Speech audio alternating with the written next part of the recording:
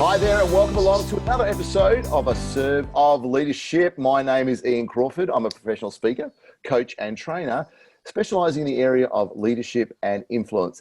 Joining me again this week, like every week, is the very popular Ash Dashludi, leadership coach and consultant. Welcome back, Ash. Great to see you. Of course, not sure where you're extracting that popular piece from, but that's very kind of you. How are you, mate? Your mum told me to say that. I'm doing well, buddy. Yourself? What's been going on in your week? Just a little bit of work, a bit of exercise. It's been some okay weather here, so I've been trying to get outside as much as possibly can. What about yourself? Again, yeah, a lot of good stuff on the cards. Trying to come up with a new app to be able to better engage and support leaders on their journey. That's what I'm doing this week. Just this week? Is that all it's going to take? Well, as I said, when I'm doing work with my team, I say to them, look, I'll come up with the idea and you guys just make stuff happen. So I've done my bit now. I've come up with the idea. I just need them to deliver now. And you've given them a week to do an app. All right, excellent. Well, I figured I'd give them a bit of breathing space. Yeah, give them 2 days leeway. So tell us, what are we talking about today? Well, I thought actually a really good topic this week would be something that probably falls within your slot, the idea of actually how do we become an influential leader. I know it's raised a lot with conversations that I have with people, and that it's not just their ability to be able to, have authority over people, but how can they actually get much better at influencing? What do you reckon? Well, funny enough, I like that topic. I thought you might. Yeah, so this is obviously a 3-part series webinar that we'll be doing around that topic because this is my thing and I really enjoy talking about it. So should we get into it? Mate, away you go. Well, being your topic, you should really kick us off. Wow, there you go.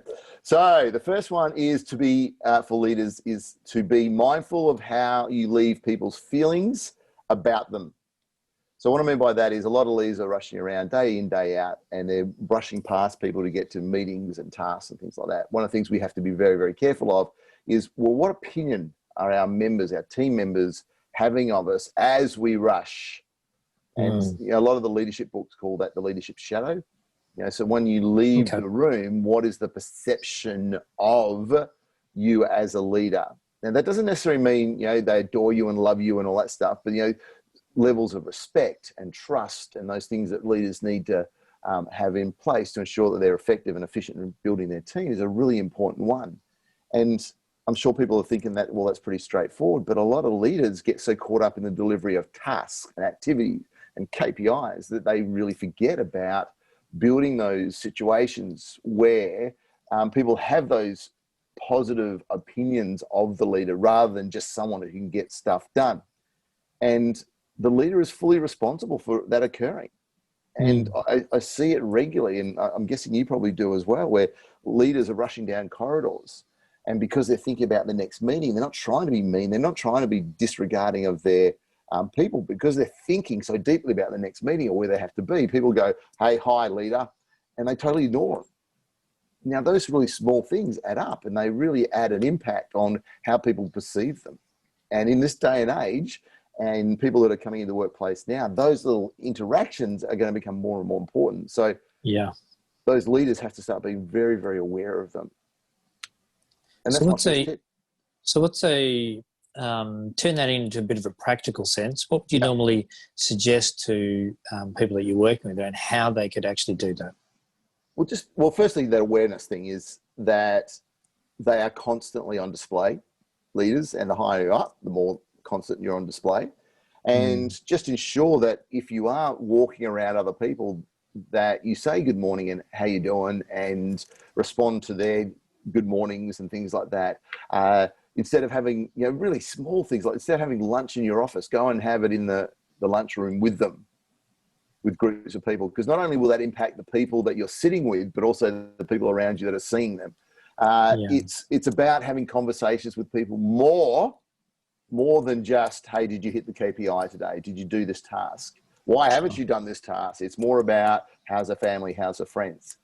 Now, there's a fine line between that and thinking that we all have to be bosom buddies, friends, having barbecues and beers at each other's house. That's not what I'm talking about. It's about treating each other like people rather than just robots that are there to deliver tasks. And as much as we wish that would occur, I think that's one of the biggest things that are lacking in the leadership world is building relationships with your team around people rather than practice. Interesting. It ties back into, I think, some of the conversations we were having last week around being really clear about what's important. And, sometimes we do talk about the performance and the connection of our team being really important, but whether we actually create the time to invest into that sometimes doesn't always align with that priority. What you said there is such a common thing in the workplace, from the lowest level, beginning leaders, all the way through the highest levels. We'll get it one day, and we'll get it because our people will just continue to leave our business. Yep. And eventually we'll wake up just going, well, I'm missing this. It's having a massive impact, negative impact on the business. I need to change. Yep. So, all right, enough of me. Your turn. Well, look, mine's actually probably an extension of yours. Mine would be, often I talk to people around this idea of investing in relationships, right? So really what that is understanding the networks and the individuals around you. So whether they be part of your team, whether they be key stakeholders, whether they are peers, and investing in that time almost before before the requirement of influence is in place. Right? So that idea of being able to deepen those connections and to formulate relationships actually becomes a powerful tool down the track. Right? And I think a lot of that comes from what you were talking about, is that idea about we tend to be influenced more by people that we trust. And so as a leader, you need to be looking at what are these ingredients that help around the trust component. And we know that what they call intimacy or relationship is one of those critical ingredients. So it's not just the credibility that you hold and what you can talk about. It's not just the reliability, so that ability to be able to execute what you talk about, but that idea about the intimacy or that relationship is a really important piece, and can smoothen things, or at least accelerate things, I should say, when the time comes that you actually really do want to try and influence over decision-making, direction, engagement and things like that. So that would be my first one, investing in relationships. And do you see many leaders in your world doing that? Have you got I see many of the good ones doing it. Yes, absolutely. Yeah. So the ones who stand out, and as you said, it doesn't have to be, that I'm sitting down with you all day and, and just listening to your story, but it can just be being deeply mindful in the moment, understanding what it is the other person is looking for and connecting with them on that, and then heading off. Yeah, nice. So absolutely, the good ones too, no question. And it's just so obvious so quickly when you meet them, isn't it? Absolutely. And when you walk around with them, it's just so obvious. So, all right, shall I go number two? Number two for me, it's a pretty simple one, pretty straightforward. Be authentic. And this links on to our last time. You say simple, mate, but there is so much layer to this concept of being authentic. Oh, how hard could it be? I'm intrigued to see how you are going to go with this, because this is a tricky one. I heard this on a really good podcast that I was listening, not quite as good as this one, but a really good podcast. I think they have 6 million listeners a week, those people. So it's just about the same as us. Yeah. I think we have 3. Yeah.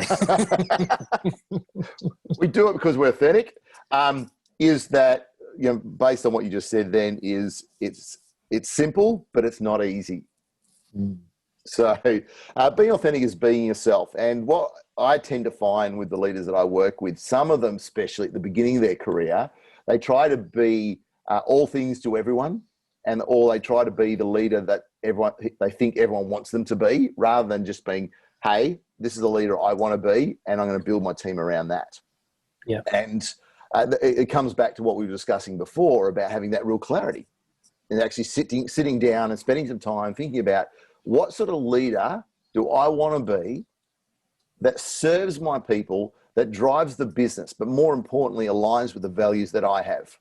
And once people do that, then that they can be authentic because they don't have to be something else. They just be who they are. Now, are they going to annoy some people? Absolutely. Are people going to love them? Some people are going to hate them? Yes. But guess what? That's just normal world. So why not be in a place that you can maintain it? And the reason I say that beginning leaders aren't great at this, but it tends to be much better at the other end, is because those leaders who aren't authentic and try to be something else that they're really not get beaten up, metaphorically, through their career by being that person that's happy sometimes and 12 seconds later is really angry, and because they're not being true to themselves. And part of that being authentic as well is not being Superman and being perfect at everything you do. And one of the things that people as an example, people in our career tend to do when they first begin is they give stories about how everyone's great and they did this really well and this is excellent. And very early in my career, I remember someone in my class, one of my groups, putting their hand up and going, Cross, you've done some really cool stuff. Your people that you work with have done some really cool stuff. Can you tell us about when they screwed up and how they dealt with that? I think that was a massive learning for me as a facilitator, but also from a leadership point of view, it's okay to be wrong sometimes, and you don't have to hide behind that being perfect all the time. If you're wrong, I'm wrong. Let's fix it. Let's move on. And having those conversations and being authentic around that situation is okay. I think it builds you in your status as a leader, builds trust, definitely. And it makes people not only aware that you're not thinking you're perfect, that you are perfect, but more importantly, you've just given permission for people within your team to have conversations about where they struggle and where they've made a mistake. So there's it's a ripple effect type one for me. And I think it's really important. Important but challenging. It is. And I'm not sure if this is getting easier or harder for the young leaders, because our world of social media is the complete opposite to authentic most of the time. Some of the biggest hitters within the social media world aren't authentic about their whole career and what they look like. That's not authentic. They may be great people, but it sends a very different message than what we're probably trying to say right here. Very crafted. They're very crafted and shaped. Well, yeah, a reflection of a perfect world, which we know it isn't. So, all right, mate, enough of me. Your turn. Well, my number two, I guess, is a little bit more practical. So when I look at the really good influential leaders, they have an ability to communicate on a number of levels, or to be able to use, multiple tools in their toolkit. And what I mean by that is that, often when you look at how people train or how people try and influence others, it often uses the style that best resonates with them. So there is actually a wonderful little article written by the consulting group, the Boston Consulting Group, and they talk about this approach of head, heart, and hands. And what I like about that is it actually is that reminder around that really good influential leaders have the ability to engage across multiple formats that resonate or provide the best opportunity to resonate with all of the team, not just with an individual, or not just from the perspective that best resonates with the leader. So for argument's sake, one of the things around, say, the head approach is, yes, absolutely have a real clarity of strategy and a real clarity around the reasoning why we're doing things, and is often very data-driven in its piece, right? Hugely valuable, but may not get everyone on board. So the good leaders also understand how to leverage the heart side of things. So tapping into, similar to what you mentioned before, what is most important for people? What aligns with the values of an individual? What, using almost that Whiffam principle, what is actually important for me, or what is my why? And being able to talk through that side of things from an individual's perspective. And then, of course, there's the hand side of things. So some people you can talk till the cows come home, but unless they're engaged in the process, unless they're part of that that journey, then it never becomes real for them in that side, So I think being able to use those different tools at various times through a journey as a leader can really help that influencing piece. But maybe tapping back into what you were talking about, the authenticity side of things, is being authentic yourself actually provide you a better frame of mind to be looking out for what may resonate best with others, because you're not just worrying about what's the best way for me to say this. You actually, your bit is already covered. So you're already starting to think about, well, how can I best tell the story or influence them based on what is most important to them? And it could be any one of all three, or potentially utilizing all three from an organizational level.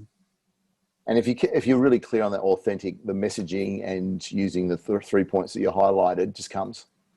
But if you just try to use the 3 tools without being aligned with your authentic self, then sometimes it really goes all over the place. So yeah, well, especially when you try and you use one of the modes that doesn't really resonate with someone. Yeah.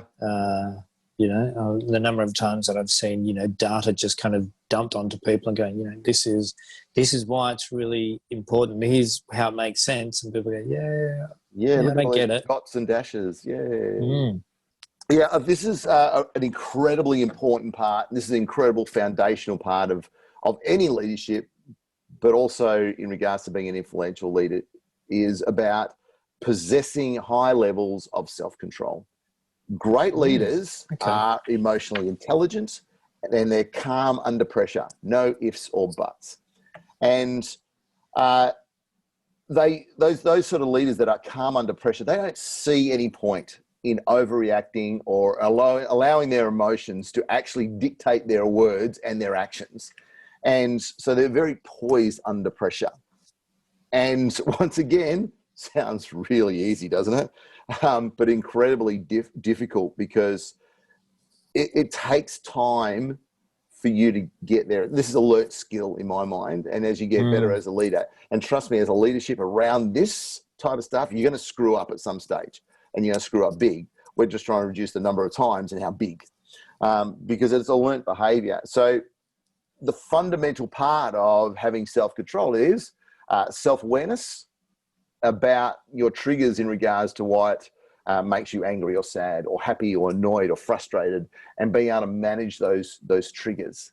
And so the leaders that I've seen, I've been in the presence of people walking into their office and saying some amazing things about accidents that have happened and equipment that's been trashed.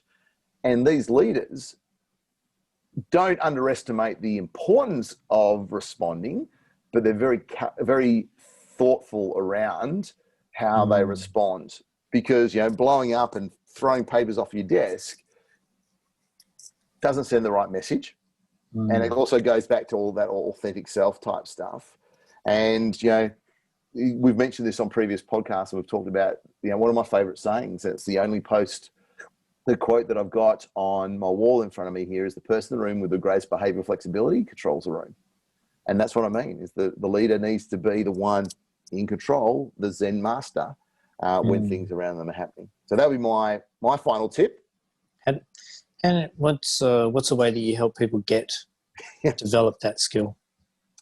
Well, one of the latest and greatest things that works really well is mindfulness activities. Prior to work, start of work, during the day. And we're talking about, maybe between 2 minutes and 10 minutes of effort. And I won't go any deeper than that, because you Google mindful activities, on Google, there's 6 million options for you. But I will add that it's not an hour's worth of meditating or humming or whatever you like. It can be that, if that's what you're into, but it also can be a lot simpler and quicker on the move that you can do. And, something that we're starting to see out of some really high achieving individuals in the business world at the moment is, and I read it the other day, about 87% have some sort of mindfulness activity in the morning. So that's the first one. And mindfulness basically just gives us that 100th of a second, 1,000th of a second between trigger and response. And for that really incredibly small bit of time in between those two things is a lifetime for the human brain. The ability to calculate how you're going to respond. The second thing is, like I've already said, is to learn from our mistakes. So if you and I have a conversation and I blow up or I don't respond the way I want to, there's literally nothing I can do about it in that point. I can go and apologize and I can try and build the relationship back up again. But for my learnings, I would go away and reflect on that conversation but I wouldn't reflect on how bad I did. The reflection that I would have is, how would I do that differently next time? Mm-hmm. And really practice in my head a few times about how I would respond to you, what I would say differently. You know, would I use heart words, or would I use those head words and things like that? Yeah. And the reason I get people to do that, and if they do it deeply enough, the brain can't tell the difference between stuff that happens in the real world and stuff that I imagine. So if I go away and visualize this stuff and I imagine it, next time that situation that I just experienced with you occurs, then I'll go to the direction I want rather than the explosive direction. And like I said, through your career, you're going to really screw up on this sort of stuff. But guess what? Learn from it, move on. We've all been there. Okay. That help? Good tips. Thank you. Yeah, I think there's some good tips in there. Maybe I should do this as a job. Wow, you know, you don't want to you don't want to give away rubbish collecting just yet. Okay, well, look, let me close out with my number 3 then. And look, I think actually it's probably a bit of an extension of yours. I call it beware of blind spots. Right?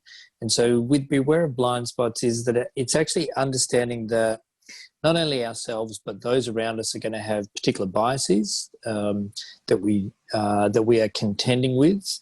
And those biases can happen actually at an individual level, and they can also happen at a team level in themselves.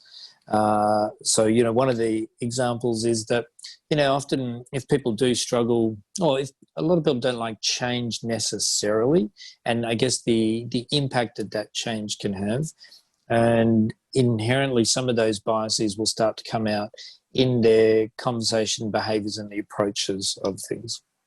And just as similar, you need to be mindful yourself of maybe some of the biases that will drip into the way that you interact in those situations where you're trying to be influential. And one of them that I see quite common is what I call the data dump. So if I tie back into that second tip, is that, you know, sometimes, you know, we think that we can sort of wander into the room and we just dump a whole pile of data onto another group or another team, and then just assume that, hey, I've given you all that information now, so you should understand what's going on, and in fact you should be on board with where things are at, rather than sometimes that data dump can actually just swallow up a team or an individual and not allow them to actually progress along the journey that you're wanting to take them on. I've even seen it happen at more sort of that team level perspective where, you know, we're trying to make sure that we engage, you know, bring people along for the journey, but we leave out a particular team or a particular key stakeholder. Yeah. You know, and then suddenly, you know, a lot of the work that we're trying to do in the room gets eroded by the fact that we haven't engaged properly in that process, you know, because of, well, I like to think that a lot of it is unconscious. Sometimes it is intentional in that piece, but we need to be really mindful of these blind spots and ensure that we're taking the time to be having regular check-ins and regular reflective periods with those around us to know that, hey, even though we're seeing things one way, we're driving things one way, we have an idea of where it's going, put ourselves in the other person's shoes and going, okay, what could be driving some of their resistance, you know, and they may not even necessarily be aware of it themselves. So how do we identify blind spots as a leader? What's some strategies that we can put in place? Yep, really good question. So it ties back into whether you do it system based by a system. So, for example, if we have meetings along the way, we're having these conversations, we can actually embed systems into the meetings to ensure that we have these checkpoints along the way to see where everyone's sitting on the journey, right? Rather than just assuming it. I think tying back into some of the things that you spoke about previously about having that that sort of sense of self-awareness, if you can actually develop your self-awareness and empathy drives, then you will be more mindful of where other people are sitting and will look out for the behaviours that may demonstrate that. So there's, you know, a number of different ways that you can do it. Sometimes system-driven, sometimes behavioural-driven on that side. And I would suggest it's a lifelong journey. As leadership is. Absolutely. It really is. So. It is. Well, and because, you know, leadership's about people and people is a lifelong journey. 100%. Absolutely. Good point to finish off on. Anything else you'd like to add? I think I'm done. I'm feeling fatigued. You need some mindfulness work. Is that what you're telling me? All right, Ash and I will be back next week to discuss all things leadership. If you missed out on any previous episodes, just click on the link below now. And that'll take you to the YouTube channel where you'll be able to catch up on all the episodes and gather some really great content to help your leadership development. If you have a topic or question that you would like answered, please send it to the details below. We would love to hear from you, and we will definitely respond to anything that comes in. Thank you very much, Ash. Mate, thanks as always for your wisdom, Croft. And you too, mate. We look forward to seeing you next week. And I look forward to seeing all of you next week. Thanks for joining us.